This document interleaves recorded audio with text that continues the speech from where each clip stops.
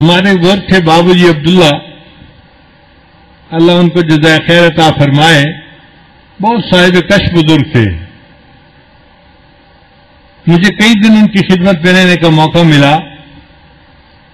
وہ صرف دہی کھاتے تھے اور روٹی کھاتے، دہی کے ساتھ روٹی، باقی سالن کھاتے عادتاً نہیں کھاتے تھے کہ میں کہیں جاؤں گا تو پتہ نہیں کہاں کا سالن بنا ہوگا، کہاں کا گوشت ہوگا، تو دہی سے روٹی کھا لیتے تھے۔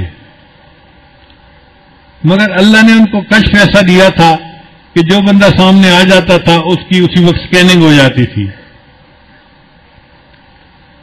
ایک دفعہ میں یونیورسٹی کے 32 لڑکوں کو لے کے ان کے پاس گیا، ملاقات ہوئی تو میں نے ان سے عرض کیا کہ حضرت 32 لڑکے میرے ساتھ آئے ہیں اور آپ سے دعا کے طلبگار ہیں۔ فرمانے لگے ان کو ایک ایک کر کے میرے سامنے آئے۔ چنانچہ میں ایک ایک لڑکے کو بھیجتا رہا۔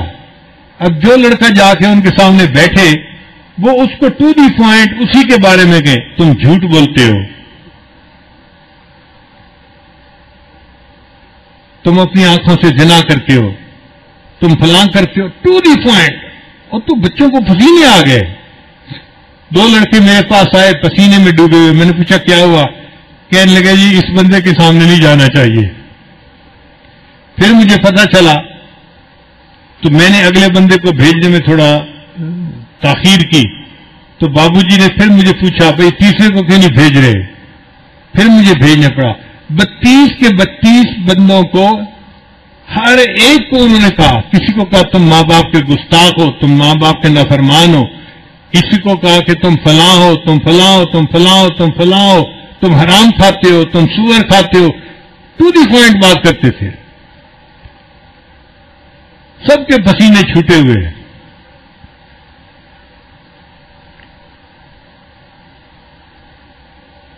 جب 32 بچے ہو گئے تو پھر اخیر پہ بابو جی نے مجھے فرمایا تم بھی آؤ میرے پاس، تو واقعی مجھے بھی اس وقت پسینے آ گئے۔ میں حضرت کے سامنے جا کے بیٹھا، تھوڑی دیر ایسے خاموش بیٹھے رہے، پھر اس کے بعد فرمانے لگے مجھے یہ نظر آتا ہے اللہ تعالیٰ تمہارے ذریعے سے لاکھوں بندوں کو ہدایت عطا فرمائیں گے۔ یہ وہ زمانہ تھا جب ابھی میری داڑھی پوری آ رہی تھی، یعنی نیچے تھوڑی پر داڑھی آ گئی تھی اور یہاں داڑھی بعد میں آئی تھی۔ اس زمانے میں میں 2 رکعت نفل پڑھ کے دعائیں مانگتا تھا، یا اللہ میری داڑھی کو بھرپور داڑھی بنا دے۔ اتنی چھوٹی عمر میں انہوں نے فرمایا مجھے کہ میں نے تمہیں دیکھا ہے، اللہ تعالیٰ تمہارے ذریعے سے لاکھوں لوگوں کو ہدایت عطا فرمائے گا۔ اللہ کی شان کے ایک لڑکے نے یہ بات سن لی، اس نے پھر باقی لڑکوں کو بتا دیا، تو وہ 32 لڑکے میرے پیچھے پڑ گئے، ہم نے آپ سے دعوت کھانی ہے۔ تو میں یونیورسٹی کے زمانے میں ان 32 بچوں کو دعوت کھلانی پڑی۔ پھر میں نے بابو جی سے عرض کیا کہ بابو جی یہ سب بچے تو بہت گھبرائے ہوئے ہیں، آپ نے سب کو ان کی باتیں کی ہیں، تو اب ان کا دل خوش ہو جائے گا، آپ ذرا دعا فرما دیجیے۔ تو بابو جی نے کہا بلاؤ سب کو۔ پھر 32 بچوں کو بلا لیا گیا۔ بابو جی نے 1 منٹ کے لیے ہاتھ اٹھائے اور دعا مانگی، اللہ ان سب نوجوانوں کو اپنے محبوب کا دیدار عطا فرما دے۔ اللہ کی شان دیکھیے کہ 3 راتوں کے اندر 32 کے 32 نوجوانوں کو نبی الاسلام کی زیارت نصیب ہوئی۔ ولایت کبریٰ کے مقام کے بزرگ تھے اور مستجاب الدعوات تھے، اور ان کی زندگی میں جو تقویٰ دیکھا تو حیرانی ہوتی تھی۔ اتنا زیادہ تقویٰ، کھانے پینے میں، معاملات میں، بات کرنے میں، ایک لفظ فالتو نہیں کو بول سکتا تھا۔ کوئی آ کے کہتا ہے جی وہ جی ہم نے روٹی کھا لی ہے، تو اسی کو پکڑ لیتے تھے، بھائی روٹی کا مطلب تو یہ ہے، تو روٹی کیا ہوتی ہے، کیوں بولا ہے تم نے، فالتو لفظ کیوں بولا ہے۔ بولنے میں احتیاط، دیکھنے میں احتیاط، کھانے پینے میں احتیاط، معاملات میں احتیاط، ہر چیز میں احتیاط۔ کھانے پینے میں بہت احتیاط فرماتے تھے، دعوت بالکل قبول نہیں کرتے تھے کسی گھر سے بھی۔ لوگ کہتے جی سنت ہے دعوت کو قبول کرنا، فرماتے تھے دعوت کو قبول کرنا سنت ہے اور کھانے کا پاک ہونا حلال ہونا یہ فرض ہے، میں فرض پہ عمل کروں یا سنت پہ عمل کروں؟ بالکل نہیں قبول کرتے تھے۔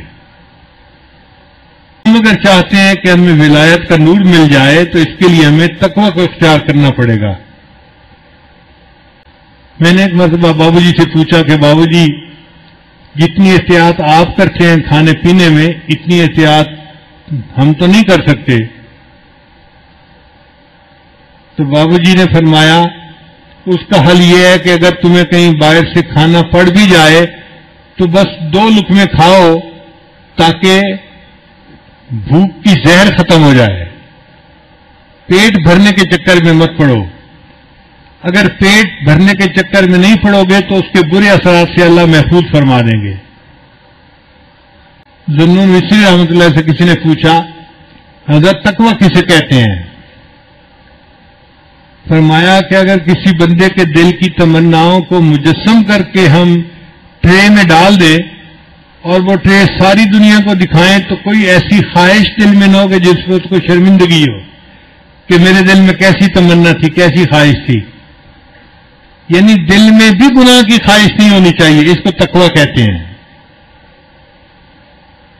آسان لفظوں میں اگر سمجھنا چاہیں کہ تقویٰ کیا ہے تو آسان لفظوں میں تقویٰ کی تعریف یہ ہے کہ شریعت پر انسان اتنی احتیاط کے ساتھ چلے کہ قیامت کے دن کوئی اس کا گریبان پکڑنے والا نہ ہو، اس کو تقویٰ کہتے ہیں۔ قیامت کے دن کوئی اس کا گریبان پکڑنے والا نہ ہو، نہ کسی کی دل آزاری کرے، نہ کسی کی غیبت کرے، نہ کسی کو دکھ پہنچائے، نہ کسی کے مال میں یا کسی اور چیز میں کوئی کمی بیشی کرے۔ تو احتیاط کے ساتھ ایسی زندگی گزارنا کہ قیامت کے دن گریبان پکڑنے والا کوئی نہ ہو، اس کو تقویٰ کہتے ہیں۔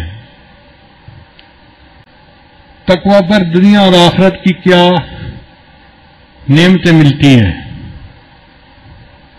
اللہ تعالیٰ قرآن مجید میں فرماتے ہیں ان اکرمکم عند اللہ اتقاکم، اے انسانوں تمہیں اللہ نے ایک مرد اور ایک عورت سے پیدا کیا اور تمہارے قبیلے بنائے تاکہ تمہاری پہچان ہو سکے۔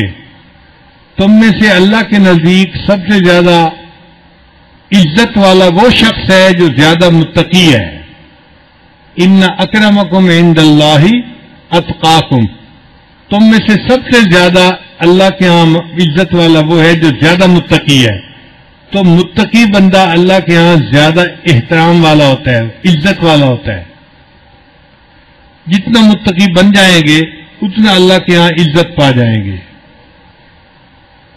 پھر جو متقی بندہ ہوتا ہے اس کو اللہ علم عطا فرما دیتا ہے۔ اللہ فرماتے ہیں واتقوا اللہ، اور اللہ سے ڈرو، وَيُعَلِّمُكُمُ اللَّهُ، اللہ تمہیں علم عطا کرے گا۔ تو تقوی والے بندے کے سینے کو اللہ علم سے بھر دیتے ہیں، اللہ اس کو علم کے اندر گہرائی عطا فرما دیتے ہیں۔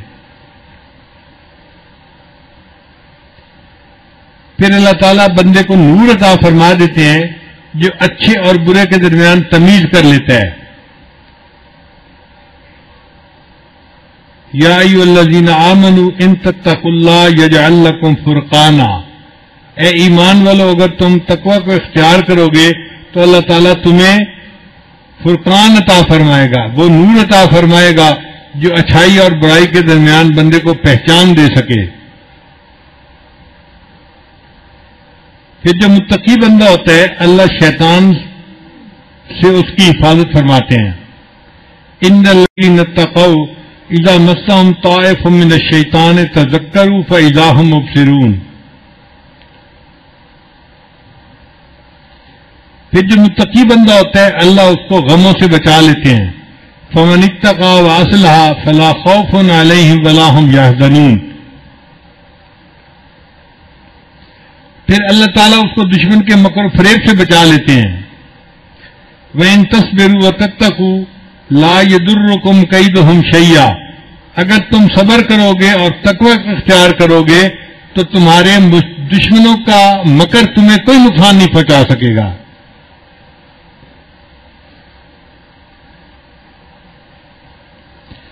پھر اللہ تعالیٰ متقی بندے کے لیے ہر دشواری میں نجات کا راستہ نکال دیتے ہیں. من یتق اللہ یجعل لہ مخرجا، جو تقوی اختیار کرتا ہے اللہ اس کے لیے مخرج بنا دیتے ہیں. کئی دفعہ بندہ پھنس جاتا ہے نا، حالات میں نکلتا نہیں، نظر نہیں آتا کیسے نکلیں گے، تو جو متقی ہوتا ہے اللہ اس کے لیے مخرج بنا دیتے ہیں، نکال دیتے ہیں اس کو. وَيَرْزُقْهُ مِنْ حَيْثُ لَا يَحْتَسِبُ، اور جو متقی بندہ ہوتا ہے اللہ تعالیٰ اس کو ایسا رزق عطا فرماتے ہیں، ایسی طرف سے اس کو گمان ہی نہیں ہوتا کہ مجھے ادھر سے بھی رزق مل سکتا ہے، اللہ وہاں سے اس کو رزق عطا فرما دیتے ہیں. پھر اللہ تعالیٰ آسمان سے برکتیں نازل فرماتے ہیں متقی بندے پر.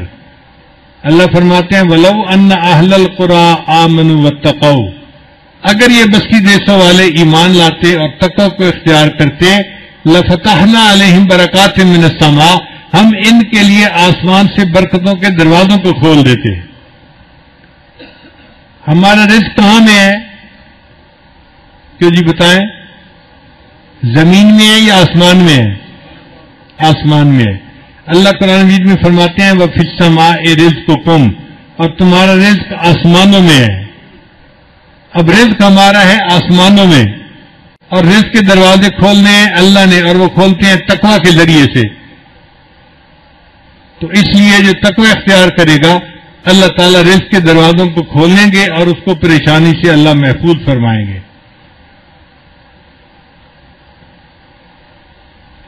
وَمَن يَتَّقِ اللَّهَ يَجْعَل لَّهُ مِنْ أَمْرِهِ يُسْرًا، اور جو تقوی اختیار کرتے ہیں اللہ تعالیٰ اس کے کاموں میں آسانیاں پیدا فرما دیتے ہیں.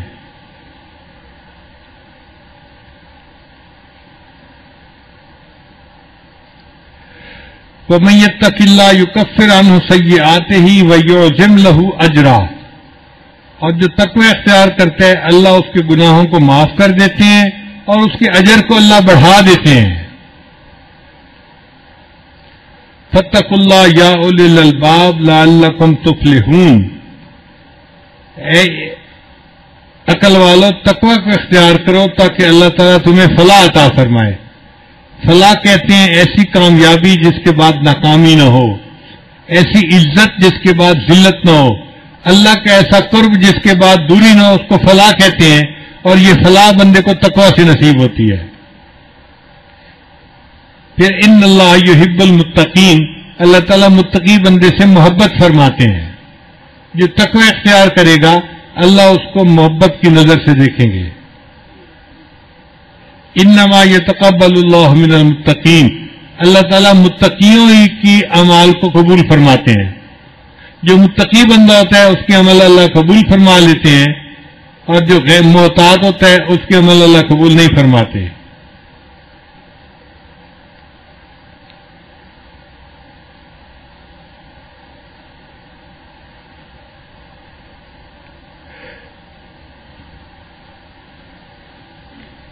پھر جنت کی نعمتیں اللہ نے متقی لوگوں کے لیے رکھی ہیں.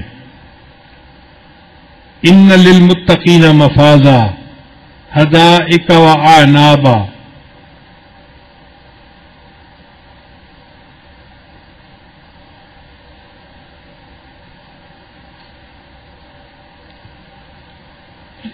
پھر متقی بندے ہوں گے کہ جن کو اللہ تعالیٰ جنت میں اپنی مجلس عطا فرمائیں گے.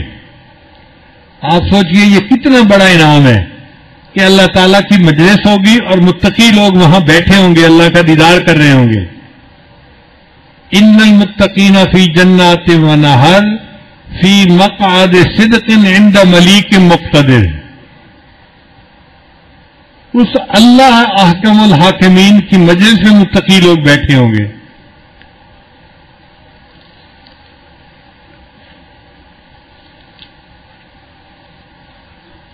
چنانچہ ہمارے بزرگ اتنا احتیاط کرتے تھے کہ امام احمد بن حنبل رحمۃ اللہ علیہ کے پاس ایک عورت مسئلہ پوچھنے آئی. حضرت میں مسئلہ پوچھنے آئی ہوں، کیا؟ میں رات کے وقت اپنی چھت کے اوپر بیٹھی سوت کاٹ رہی تھی، تو بادشاہ گزرا گلی میں سے اور اس کے ساتھ لوگ تھے جنہوں نے لالٹین پکڑے ہوئے تھے. تو بادشاہ کا پیسہ تھا اور اس کی روشنی تھی. اب روشنی پہلے کی نسبت تیز ہو گئی. میں نے کام بند نہیں کیا، میں کام کرتی رہی. پھر بعد میں مجھے خیال آیا کہ میں نے تو کچھ سود کاتا ہے اور اس میں بادشاہ کی روشنی سے فائدہ بھی میں نے اٹھایا ہے. اب مسئلہ یہ پوچھنے آئی ہوں کہ جو سود روشنی کے اندر کاتا وہ حرام ہے یا پورا سود حرام ہو گیا؟ مجھے یہ بتائیے کہ پورا سود حرام ہو گیا جو پوری رات میں کاتا ہے، یا جو تھوڑا سا میں نے اس وقت میں کاتا تھا وہ حرام ہو گیا؟ تو امام احمد نمبر رحمۃ اللہ نے اسے فرمایا ہاں تو نے جو پوری رات میں کاتا وہ تیرے لیے جائز نہیں ہے.